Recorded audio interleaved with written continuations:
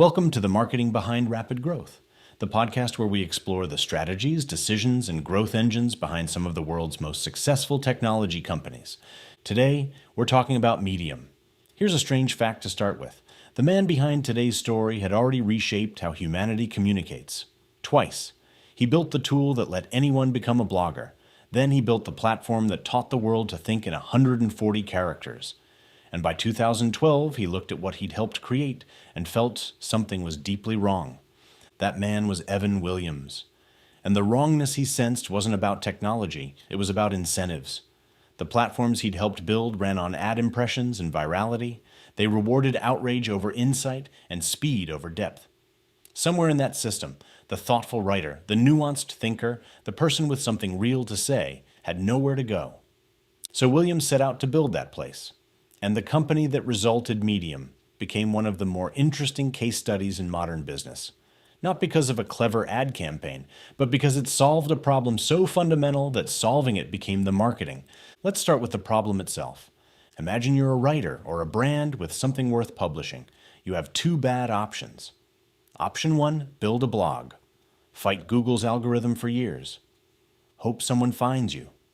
Option 2, post on social media, where your carefully written piece lives for about 6 hours before it's buried under the next scroll. Writing was never really the hard part. Getting read was. That gap between making something and getting it seen is exactly where Medium planted its flag. Launched in 2012 under Williams' incubator, Obvious Corporation, Medium rested on a simple, almost egalitarian idea. What mattered wasn't your credentials or your connections. It was what you had to say. As a product, it felt like a breath of fresh air. Gone were the cluttered sidebars and widgets of old blog platforms. In their place, white space, clean typography, generous imagery.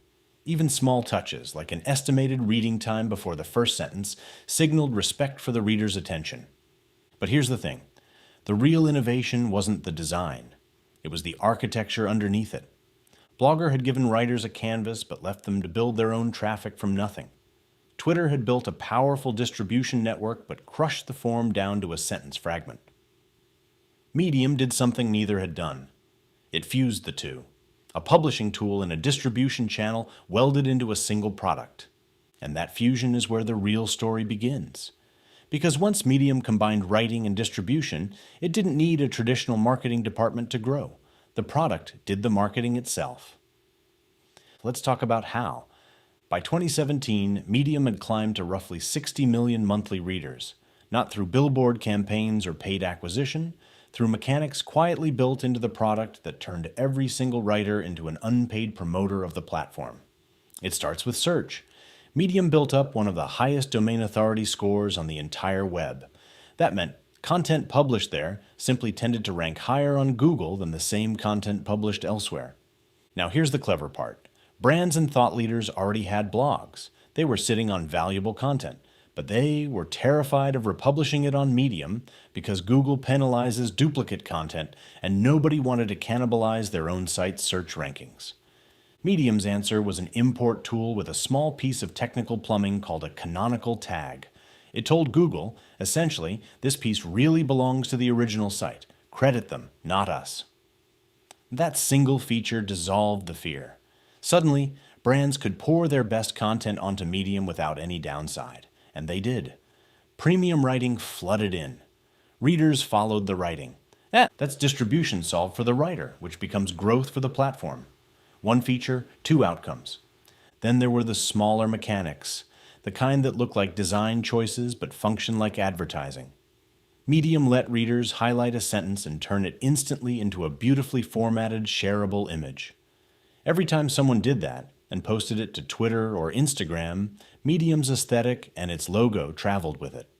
Free, organic, constant exposure. Add to that publications, which let individuals or brands build their own digital magazines inside Medium, complete with the ability to email followers directly.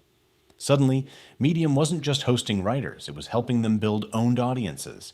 And every audience built on Medium was, by definition, an audience that kept people coming back to Medium. This is the pattern worth sitting with. Medium never separated growth from product. Every feature that helped a writer succeed was simultaneously a growth engine for the company. That's a much harder thing to build than a marketing campaign, but it's also far more durable. Of course, rapid adoption creates a new problem. How do you make money without wrecking the thing people love? Medium's first answer was the conventional one. Native advertising, sponsored content, a real editorial team, and a sales operation courting big-name publishers like The Ringer and Back Channel. On paper, it looked like a smart, diversified media business. Then in early 2017, Evan Williams did something most executives would consider unthinkable. He looked at the business model his own company was running on and concluded it was broken. Not broken in the sense of losing money, broken in the sense that it rewarded the exact behavior Medium was founded to reject. Advertising pays for clicks. Clicks favor sensationalism. And sensationalism was the very disease Medium had set out to cure. So Williams made the call. Medium laid off about 50 employees, closed its New York and Washington offices, and walked away from advertising entirely. It was not a quiet moment. Several high-profile publications left the platform in protest, frustrated that there was no longer a clear path to revenue for them. From the outside, it looked like retreat. From the inside, it was closer to surgery, cutting out a growth that was going to kill the patient, eventually anyway. In its place, Medium introduced a simple membership, $5 a month or $50 a year. But the pricing change was almost the least interesting part of the decision. The real shift was in what Medium chose to measure. Out went unique visitors and page views, the classic vanity metrics, easily inflated by clickbait. In came a new North Star, total time spent reading. Think about how much that single change reorganizes a company. Every product decision, every algorithm tweak, every feature now had to answer one question. Does this make people read more deeply, or does it just make them click more often? To reinforce it, Medium retired its old binary recommend button, the equivalent of a simple thumbs up, and replaced it with claps. Readers could clap up to 50 times for a piece that genuinely moved them. It's a small mechanic, but it carries real information, it captures intensity, not just approval. And then came the partner program, which paid writers directly from subscription revenue, weighted by how deeply members actually engaged with their work. For the first time, the incentive for writers and the incentive for the platform pointed in exactly the same direction. Write something, people won't stop reading, and you get paid more. This changed the content itself. Gimmicks and listicle baits stopped working because the system no longer rewarded them. What started winning were deep tutorials, honest personal essays, careful data-driven analysis, the kind of writing Medium was built for in the first place. So what can operators actually take from this story? 4 things stand out. First, solve the distribution problem, not just the creation problem. Great products don't stop at helping people make something. They help people succeed with what they've made. Medium didn't just offer a writing tool. It offered a ready-made audience. That's what turned growth into something organic and self-sustaining, rather than something bought one click at a time. Second, measure what actually matters. While the rest of the internet was optimizing for page views, Medium quietly optimized for time spent reading. That one decision about what to track shaped everything downstream, kept the platform out of the clickbait trap, and built something sturdier in the long run. Third, turn ordinary features into growth loops. The canonical tag, the shareable highlight, the tagging system. None of these were purely technical decisions. Each one removed friction for a creator and pulled new readers in at the same time. The best growth mechanisms rarely look like marketing. They look like product features. Fourth, be willing to fire your own business model. Walking away from advertising in 2017 was expensive. It cost Medium real partnerships and real revenue in the short term. But a model that contradicts your product's purpose will eventually hollow that product out from the inside.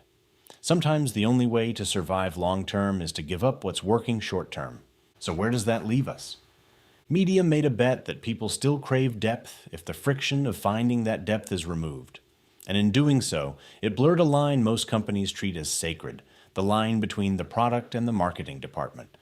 The most durable growth stories rarely come from a brilliant campaign layered on top of an average product.